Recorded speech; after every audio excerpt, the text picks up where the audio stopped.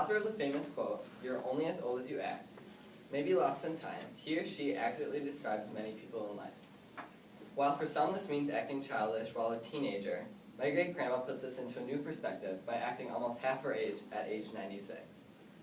This makes her an incredibly interesting inspiration for me and many of my family members, and a role model to definitely follow throughout life. I'll be sharing my great-grandma's interesting history, the fun and meaningful activities she plans for all of our visits, and the life lessons that she has taught me throughout the years. My great-grandma started working in a logging camp in northern Minnesota almost 50 years ago. She worked alongside my great-grandfather Roy, and instead of cutting logs with the men, she was the only female in the camp, and she did all the cooking, cleaning, and all the chores around camp. This taught her to be very resourceful because they were in the rugged northern wilderness, and she never throws anything away, even to this day. She saves it because it always has a different purpose. She also cooks more than enough food even today because she's used to cooking for so many people in the logging camps.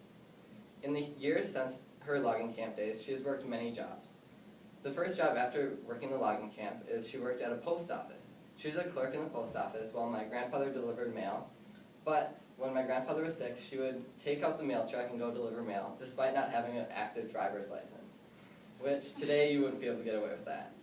But it was a small town, and so she was able to. After working in the post office, she worked as a newspaper printer alongside my great-grandfather again, and together they edited and printed the local newspaper in Deer River, Minnesota. And carrying on from that, today she is still working at age 96. She owns a printing business, and she prints letterheads, envelopes, raffle tickets, any paper products that you want to order. She can print them for you. And recently she did a job for a funeral home, and they called and they wanted her to print some envelopes for them. And she said, "I'll print your envelopes, but I'm not talking to you about my own funeral yet," because she's not ready to go at age 96, which I think is very incredible. While my great-grandma has a very interesting history, every visit to her house is equally as interesting.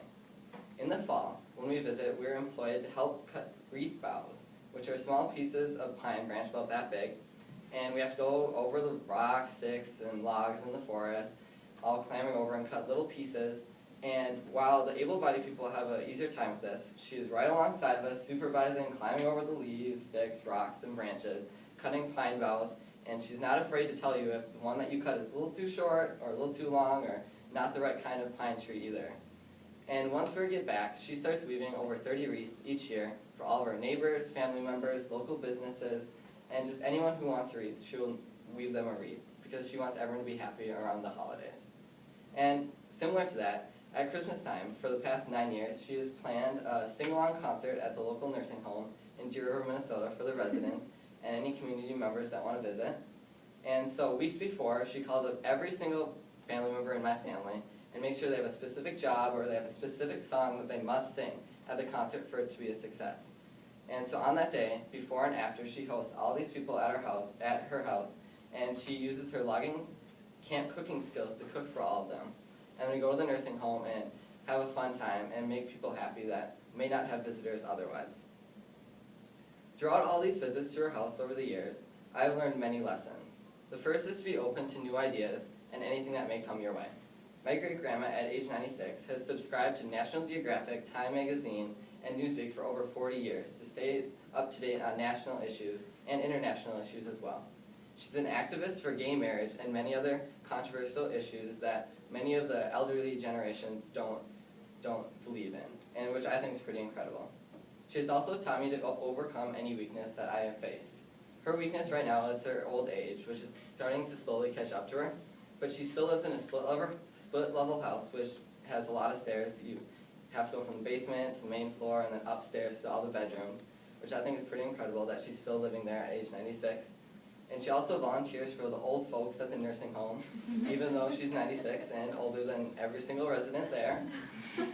She also plans bus tours to see the fall colors in the northern wilderness, and she also plans buses to casinos and plays in local towns.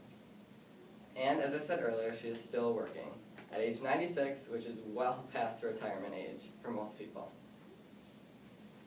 My great-grandmother has been truly a role model to me, as well as many other members of my family. With her incredibly interesting history, the fun and meaningful activities she plans for our visits, and the incredible life lessons she teaches by simply living by example. I really hope to become similar to my great-grandma with all the morals she has and inspiring lessons that she has taught me with my own kids and grandkids when I'm older. While no one knows who first said, "You're only as old as you act," I have a sneaking suspicion that may have been one of my relatives, with the one and only Grandma Gladys in mind.